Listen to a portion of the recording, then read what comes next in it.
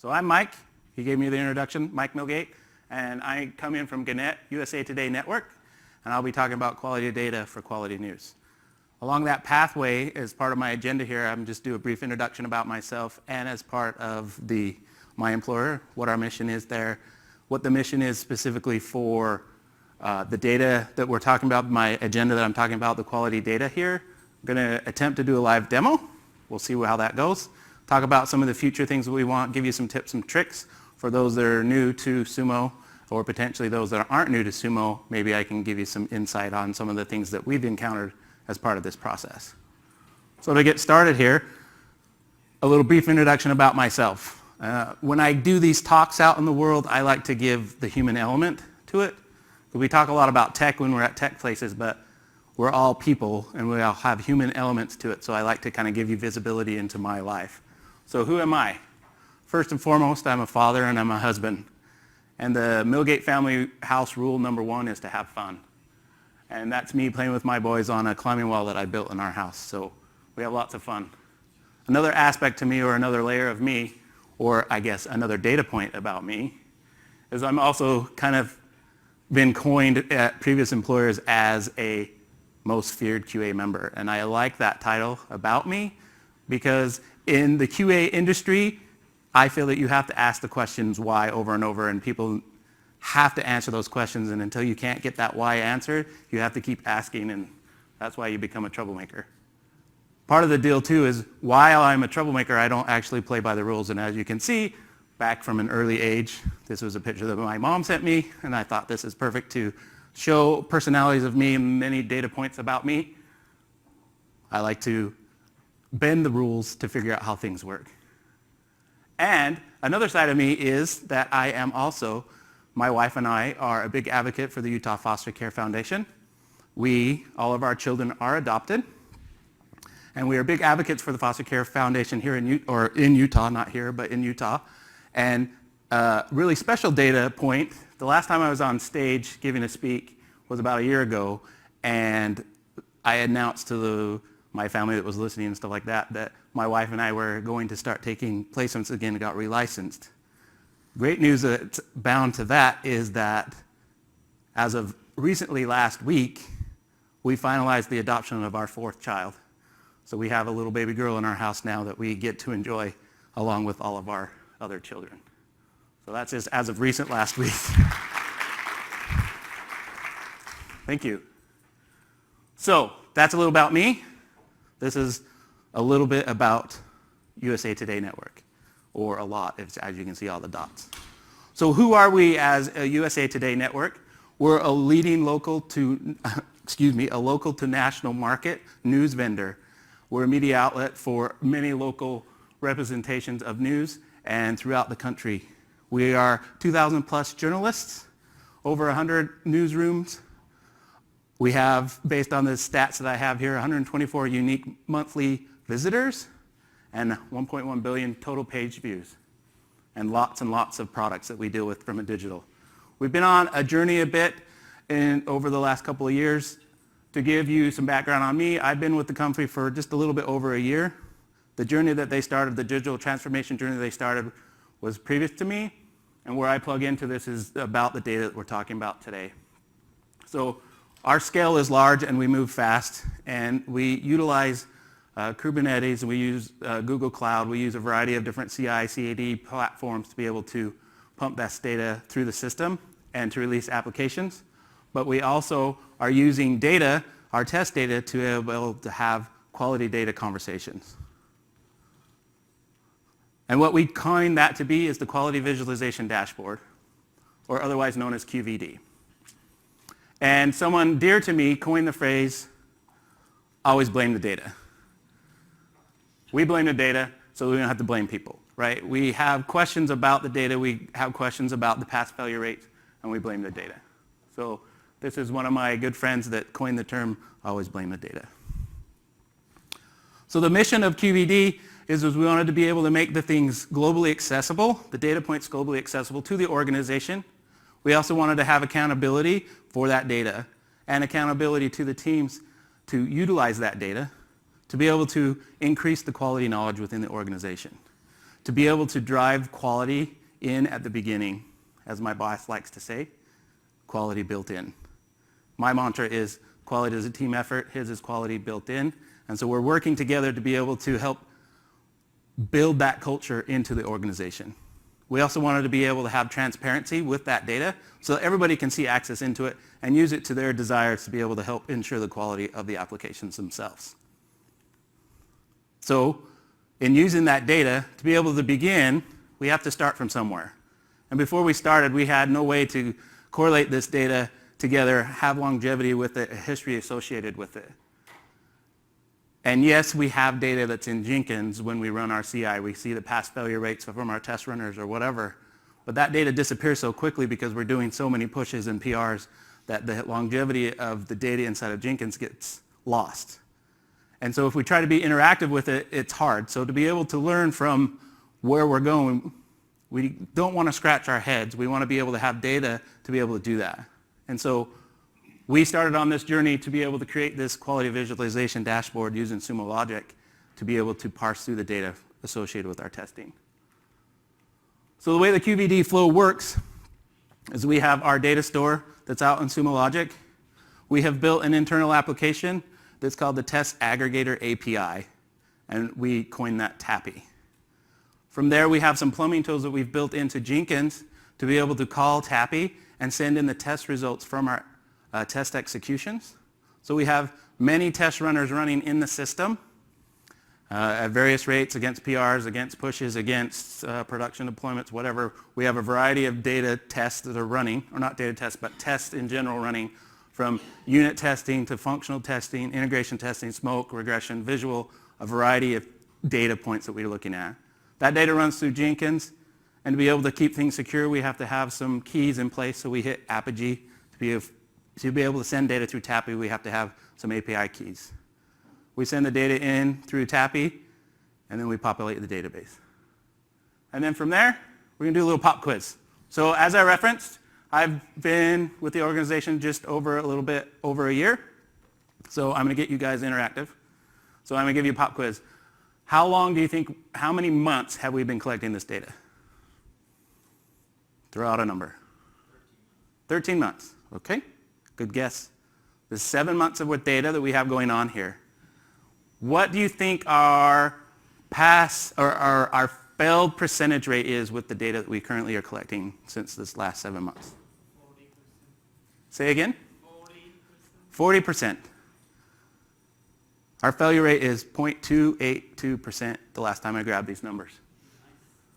What's another metric that you would track? Hopefully you would track. Skip percentage rate. Any ideas? Take a guess.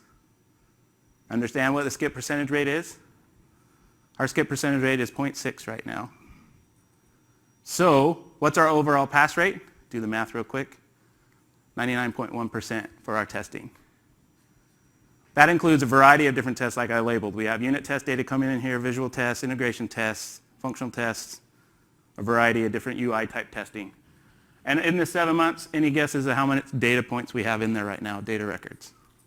Throw out a number. Don't be shy. 28.6 million records since we've been pumping data in.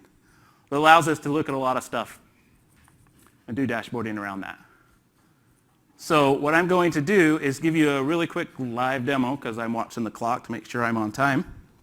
So I'm going to switch and give you a view into what our dashboards look like. And you over there.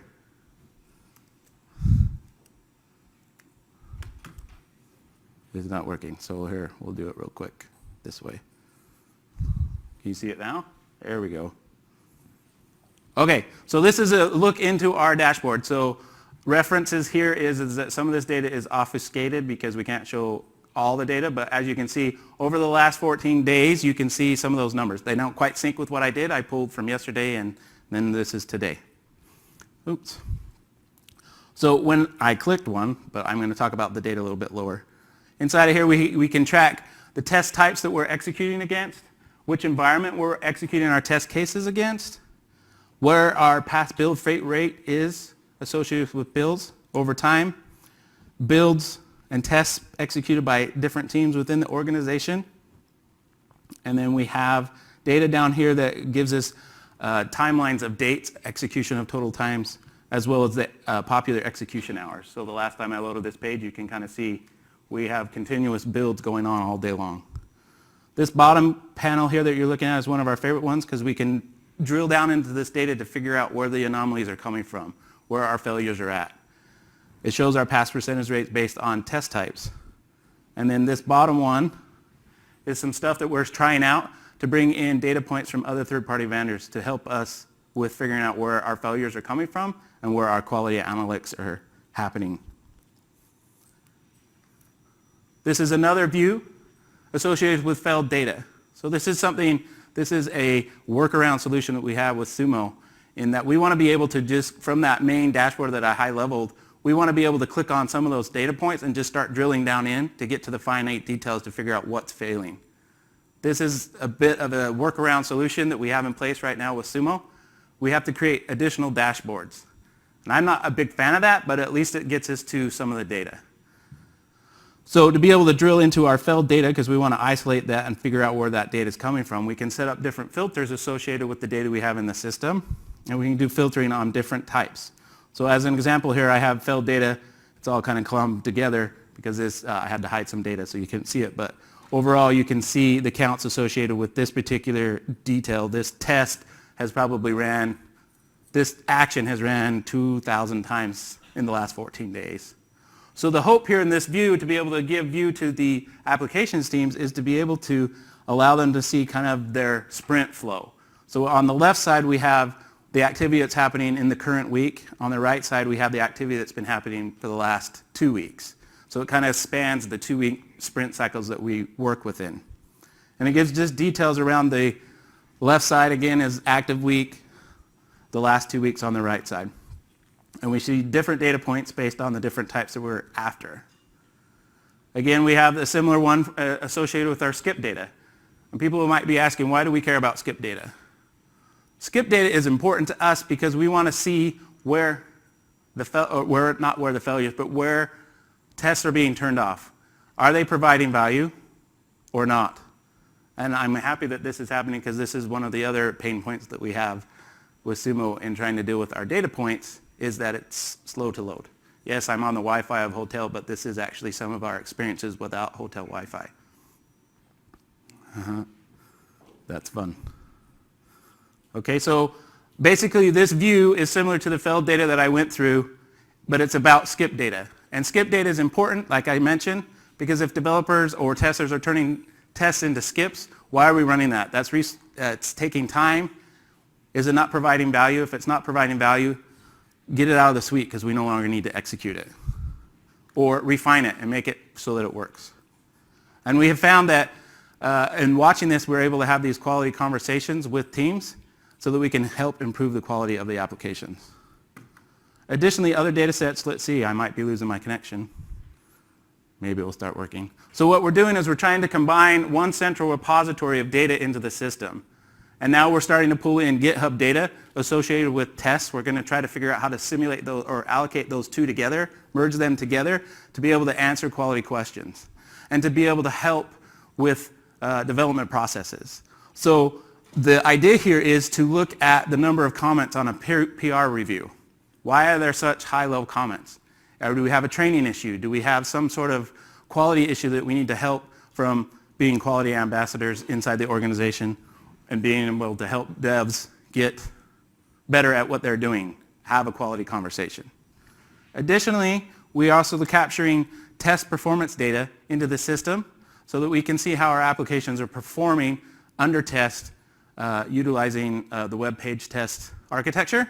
We can get statistics in here to be able to help look at how the speed of our applications are behaving under test. So you can see statistics around different metrics that we get out of web page test. And also at the beginning, if you remember, the mission was to be able to provide visibility to all within the organization, but we also wanted to be able to have the data open so that the application teams or individual resources can build dashboards that are specifically for the needs that they're wanting, what do they want to focus in on. So this particular app dashboard I'm showing is specific to our analytics project, And analytics are key to us at Gannett because we want to be able to know when our analytics calls aren't firing, because if they're not firing, we're not making money, so to speak. And what this has allowed us to do is be quite proactive in the ability to see when our analytics have stopped firing. Instead of going from a month delay of not capturing that data to maybe an hour delay, because we see it happening more. Our analytics testing is more of a monitoring type of thing, but that's why this is important, because it allows us to be proactive in seeing the data quickly. So that's kind of a high-level demo of some of the behaviors you see in the system with what we're working on. Let me jump down here to the other part of my slide. So I gave you a brief history of me, a brief history of the company, and kind of the mission of why we're doing quality data. We scratched our head before because we didn't have the data, and we didn't know where we were going. We wanted to be able to figure out what was going on to have these conversations. So into the future, we're looking to pull in additional data sets from Jira, from StatusPage, from VictorOps, and data from Jenkins. And then we're going to use all this data to collaborate it together, collate it together, to be able to create trending. So I've been asking leadership, I've been asking other members in the organization, what value are you getting from QVD? What's missing? What do you want? And a lot of the feedback that I got recently was, we need some way to trend. So at some point in the next day or two, I'm going to be picking on people on Sumo Logic to figure out how we can do trending data with this quality data. So tips and tricks, tips and issues. Start small and iterate. We've been working on this for a little bit over a year, but we didn't start collecting data for about 7 months ago. The query building, practicing the query building is very key, because within the organization that I'm with, in the QE org underneath Greg, there was an initiative to have all of us be familiar with Sumo Logic and how to do query logging, or query building and executing query, because we can use it as a tool to do investigative work to failures, to have conversations to improve the quality. We want to be able to define your schema in a structure that's flexible. Right now we pump data through TAPI. TAPI is our center piece to get data into the system. And we just send in JSON strings, and then we can parse that key value pairs. And it makes it easy for us to make dashboards and various things like that. Also use your Sumo Logic support staff. They've been a very good resource for me to be able to answer some of the questions. And the bottom one that's not blue, the one right above it, the web session timeout, that was just a pet peeve with us, or at least for me, because I've been in it so much. And if you have multiple browser windows open like I do, that session timeout thing just drives me nuts. So issues that we've run into, some of the things that I would like to see Sumo Logic help us with, and I've asked these previously, but I'll do it again here, is the dashboarding. We're limited to 30 days. From the data that we're collecting, and to be able to do trending in a dashboard that's live, we want to be able to do more than 30 days. I get the reason behind 30 days because of performance issues and data compiling and all that kind of stuff, but we want some way to make data more visible past 30 days. We'd like to be able to customize our table grid columns, the sizing on them. Everything just comes in predefined. We have no control over that, and we'd like to be able to do customizations with some of our dashboarding, as well as the color scheme associated with data. The first dashboard I showed you, we had dashboards at red, green, yellow, that type of stuff. That's because it's just the panel background color. I would like to be able to control the pie charts color scheme. Yes, you can do a color scheme, but you only get it based on a particular color. We'd like to be able to control that a little bit more. And we definitely want some sort of feedback when we're executing filters within our dashboards, because we'll enter a plain text value into that, and it just sits. And there's no visual feedback to us to know that it's working or whatever. So those are some of the issues we've ran into. Feedback that I've gotten from the executive level. Simply, it's data to drive decisions. And this has been great because we can have a quality conversation around that. It's also centralization of our metrics. And how can we have these metrics become useful to be able to drive these data decisions? And my favorite one is, QVD is making my life easy. So that's my time. I'm actually right on time. I'm Mike Milgate, and I'm on the stage not because of myself necessarily. I'm on the stage of the coworkers that I work with. And the interesting thing about TAPI was it started out as an intern project, and now it's being a full-fledged project in the organization, and that intern is now fully employed. And so I'm on this stage not because of myself necessarily, but because of everybody I work with, and that's key for me. So thank you, everybody that I work with.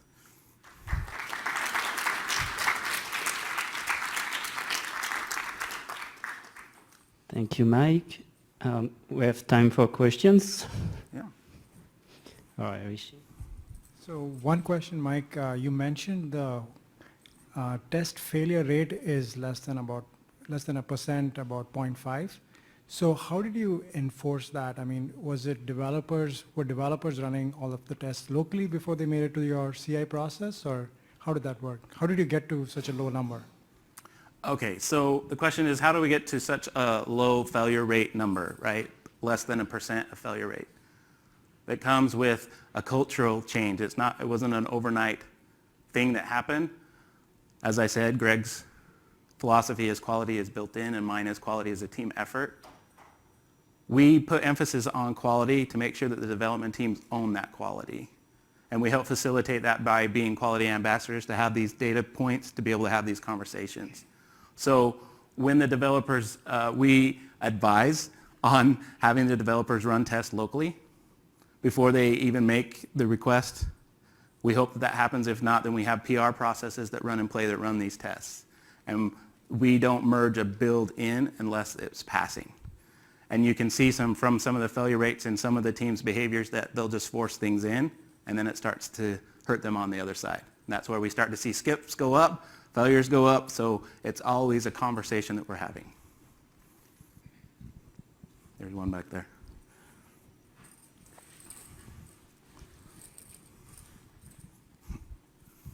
So thanks for showing us the dashboard. It wasn't really clear to me, so who uses that dashboard to drive what kind of actions and decisions? So maybe if you can give us a few examples, that'd be wonderful. Yeah, perfect. So the question is thanks for showing the dashboards, but who really uses those dashboards? Well, since it's still kind of new, it's the quality engineers, the quality ambassadors in the organization that are building those dashboards for now. What we're using it as a trading tool to let them know that those data points are out there. This is a central thing, come out and use it. Our hope is that our executive level folk will come into this and use this data and get a high level picture of where the state of their applications are. They aren't currently using it because they're getting data points other places from presentations that are allowed, but the way the philosophy is it allows anybody to get access. And some of the data points, the questions I'm getting back from them is it's great that there's so much data in there, but they want it to be focused and isolated. So our plan is to make very specific dashboards for products so that they can see the trending data specific to that. So right now, it's the quality teams that are going to be using it. The dev teams look at it, but they don't quite understand it yet, so we're still training. And then the executive teams is aware of it, and they'll be getting more hands-on into it as well. Other questions? I have one. You're talking of dashboards and involving the dev team. Do you guys plan to use that as a gating for release? It could be used that way, but we always get pushback on that, right? It's a cultural thing. People want to move fast, so that's speed. People want quality, that slows things down a little bit. And they fight with each other. They could work together. Could we gate it? Yes. Will we? I would like to. Cool. Thank All right. you, Mike. Thank you.